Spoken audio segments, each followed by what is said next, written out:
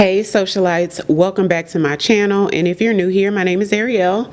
I create mostly beauty videos, a little bit of fashion, as well as lifestyle vlogs. So be sure to hit the subscribe button so you too can become a socialite. So today's video, I'm going to be creating a full face using old holy grails. Now these products are really good products, but I try so much new stuff, I really don't reach for them as much. So yeah, if you want to see how I got this look using some old holy grail products, then keep on watching. Okay socialites, so I'm going to start off with a primer. This is a primer that you guys don't see me use too often anymore, but it is one of my all-time favorites. This is the MAC Studio Radiance primer. This is a moisturizing primer. Y'all, last year I used to wear this so much. It's a love. The unique thing about this primer is it gives you a beautiful radiance to the skin without your skin getting oily. This is a primer that some people with oily skin like to steer away from, but you don't have to. It doesn't make you oily, but it does give you a very radiant looking finish to your skin. Y'all, such a innovative product. This is the first primer that I use to make you look radiant, but it doesn't make you look oily, or you don't get oilier over time, if you get what I mean. It does exactly what it says it's gonna do, and it helps with the longevity of my makeup at least an extra 2 to 3 hours. Next up is a foundation that I haven't used in quite some time, you guys. This was my all-time favorite foundation for years. This is the KVD Beauty. Back then it was called the Kat Von D Lock-It Foundation. I wear the color Deep 71 Warm. You guys, beautiful product. This is probably like my third bottle. That's how much I was in love with it. This is very much a matte foundation with super full coverage, you guys. I had to learn, it took me a while to learn how much of the product to use, because a lot of people's gripe with this foundation is that it's too heavy. You guys, that only means you're using too much. About a half a pump to one pump. One pump will probably be too much coverage for the average person. So about a half a pump to one pump is all you need for an entire face. And it just gives you that creamy, yummy looking skin with ultra full coverage. I'm going to use my Sephora number 88 brush.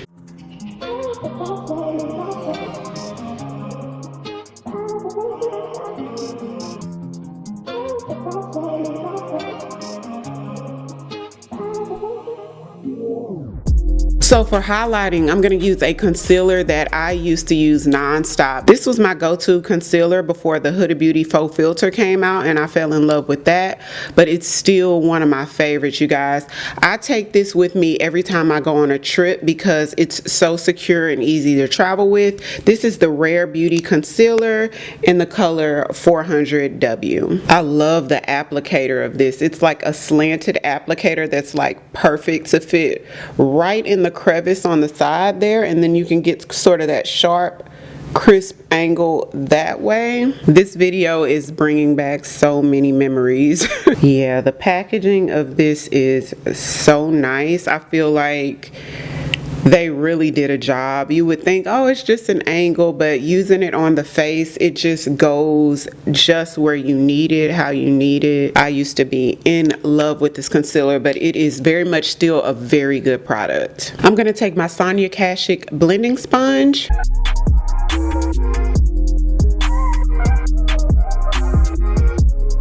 This is a really good blending sponge, by the way. I'm a Real Techniques blending sponge type of girl, and one of the socialites recommended this to me when I did my video on my favorite makeup tools or makeup brushes. I'll link that video right there for anybody who wants to see it. But one of the socialites recommended this sponge, and I've been loving it since. I definitely need to get to Target to get a couple more. I'll link the sponge down in the description box. And you guys keep in mind, every single thing that I use in every video, including the color I wear, will always be linked down below in the description box.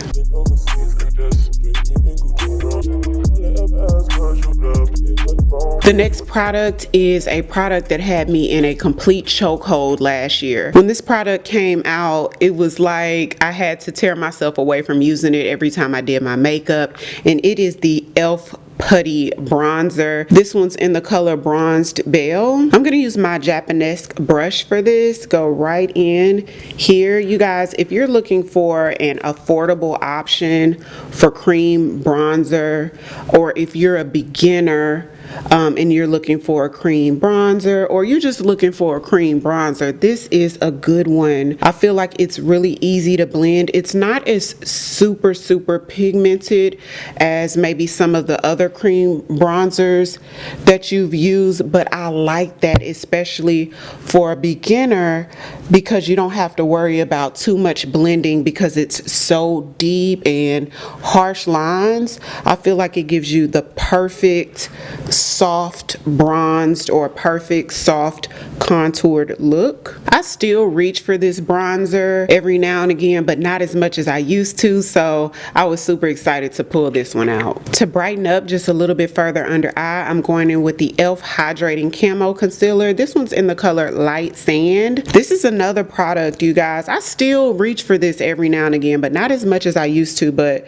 this used to be a complete holy grail for me. Like, I would never do my makeup without it. I really love this color in particular when I want that extra glam or bright under eye. When I want to go for that effect, I love this color, but the formula is good. This is one of those products you have to kind of let sit for about 60 seconds or so before you blend, or the pigment won't be, you know, it might be a little bit patchy, but let it sit for about 60 seconds, you guys, and it blends like a dream, just like any of your other concealers would.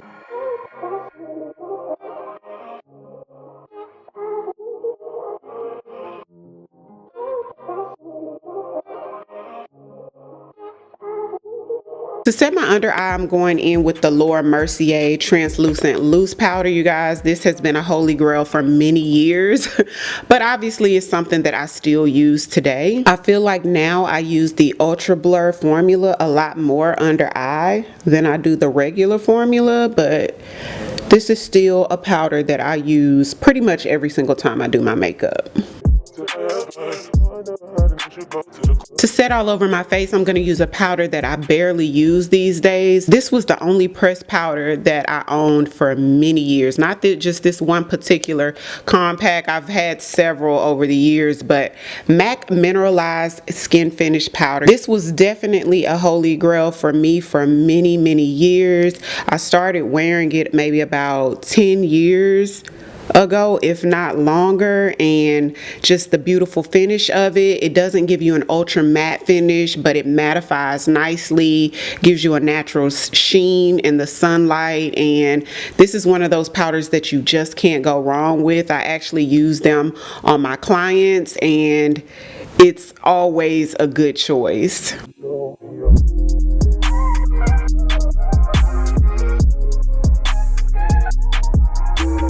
Next up is contour, you guys. Now, this contour powder is a powder that was pretty much the only powder that I used to do my contour for many years. If you've been watching me since back in the day, close to 10 years ago, this was like the staple contour powder for me, which is the MAC Studio Fix powder. This one's in the color NW50. Studio Fix powder is a powdered foundation, and obviously I just got this much darker color, you guys. I don't even wear my bronzers or contours this dark anymore, so I'm gonna use a super light hand. But y'all, when I first started wearing this is when people were wearing just the deep drag contours, and it was very much a staple for me. Next up is eyebrow pencil. So this eyebrow pencil was probably the only pencil that I used for a few years, and I used to go back and forth between MAC Spiked Eyebrow Pencil and this NYX Micro Brow Pencil. You guys, when this first came out, for me it was like a cheaper alternative to buying the MAC pencil, and I just felt like, wow, you know, the pigment and the quality was up there with MAC, and you know, it was half the price, and I was like, yeah, this is what I need in my life. So I continue to buy these. I still reach for this every now and again, but not as much as I used to. For eyeshadow, I'm going in with a MAC Duo. Now, if you guys know anything about MAC Cosmetics, you can actually pick your pans of eyeshadows and most of the shades that they have and create your own palette. So I picked out these two and had them put in this palette. I'll link the names down below in the description box.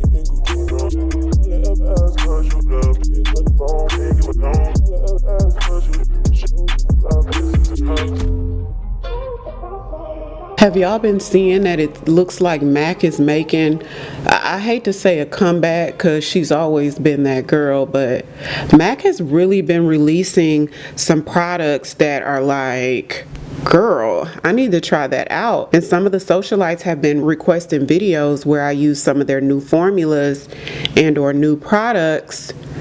And I'm gonna have that video coming up really soon. So comment down below and let me know what you guys want to see from MAC. Is there anything in particular that you want to see me review? I am definitely gonna get some MAC Cosmetics videos out for you guys coming very, very soon. For liner, I'm going to use a new product. This is the Rare Beauty Perfect Strokes liner. It comes in like a felt tip. I've really been liking this lately. But y'all, my old holy grail of liner used to be the Inglot Gel Liner. Number 77 is super jet black. I've never used a liner to this day as black as that liner, and I would have to use an angled pencil with it. I actually, you guys, I've been thinking about repurchasing it and starting back using that one because it was just very much a staple for me. Comment down below if you used to use that liner or if you still use it.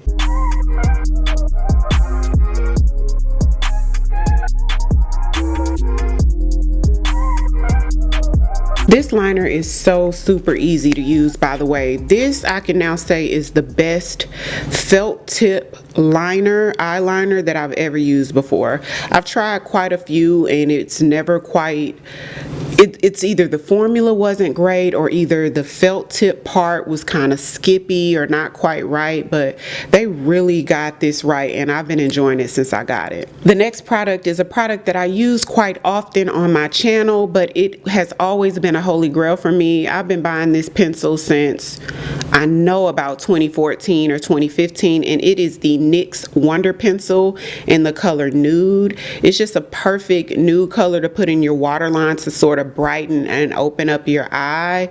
It's creamy, it stays on, easy to apply. It's just a really good liner. The first brand of mascara that I used to wear back in the day, I still reach for it every blue moon, and this is the Maybelline Great Lash Mascara. My mom is the one put me on this mascara and she still uses it. She used to use it back in the 90s, and I think everybody has probably tried this. Comment down below if you've tried this or if you still buy it every now and again. For blush, I'm going to use the first blush that I ever owned, you guys, and it's from MAC Cosmetics in the color Format. Now, I still reach for this. I bought this one like during the holidays, this past holiday season, but I still buy this. I still reach for it, and this is my go-to blush when I wear a red lip. It's a beautiful bronzy blush that has sort of a reddish deep undertone to it. It's really pretty on dark skin tones like myself and darker. To highlight, you guys, this was the only highlighter that I used for a while. When I first got introduced to what highlighting was, this was the first product that I ever tried before. And this is one of those products back in the day when they used to give you so much that it'll take eternity to use it up, and it is the loose gold powder from MAC. Y'all, this thing is just piled with the gold dust. Like, it is enormous. So you can even use what's in the cap. Like, it'll take you probably a couple weeks or a month just to use what's in the cap, like just the residue. But this was one of my favorites for a very long time, and it is still very beautiful, very versatile product. You can use this for eyeshadow, you can put it in your gloss and make it like a lip pigment. It's a really great product. A little bit goes a very long way. This can be very blinding, so you want to take a fluffier brush, something that's a little fluffier and spread out.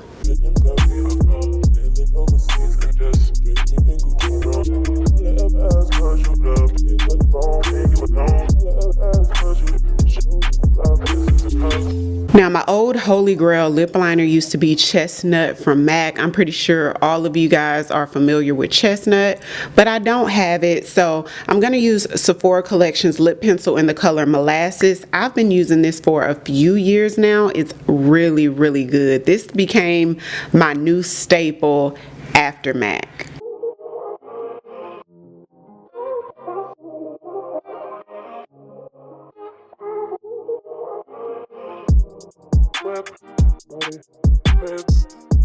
The next product is a lipstick that I was obsessed with for a very long time. Sadly, I think over the pandemic, they discontinued this brand, but this color was a love for me, and this is Iman Nude from Iman. I used to buy it from Walgreens, and they no longer sell it, you guys.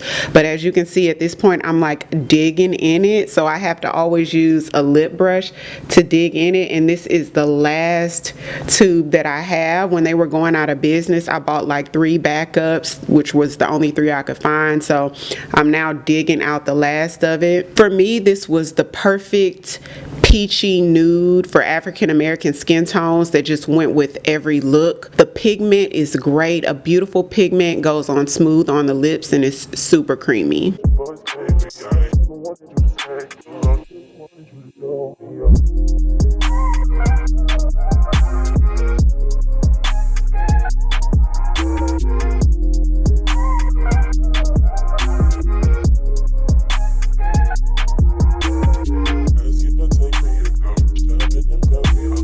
And you guys, my Holy Grail, one of my Holy Grail glosses, there was several Holy Grail glosses that I had back when I first started wearing makeup, but one of my staples was Boy Bait from MAC. It's a beautiful pinky nude.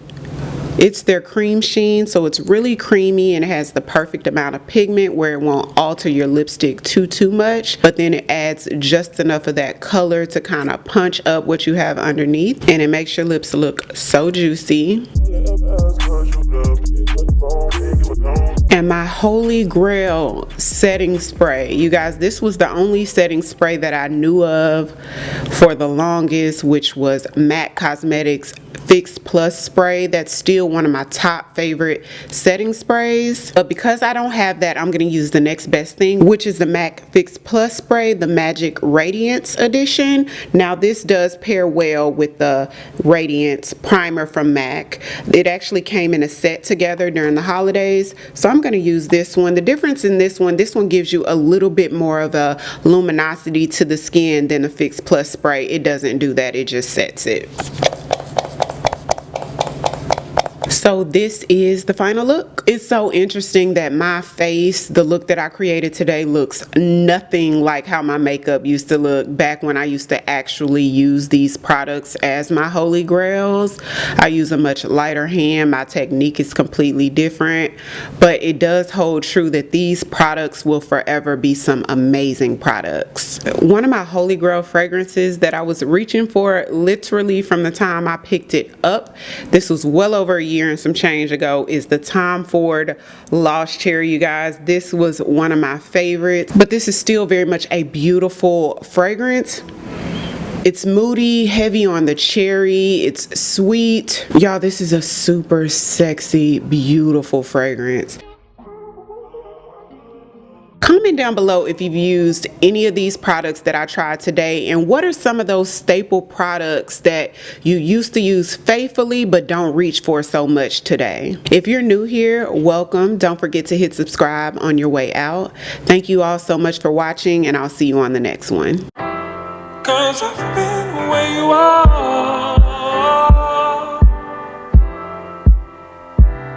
You're too scared to show me love, 'cause too fresh with the scars.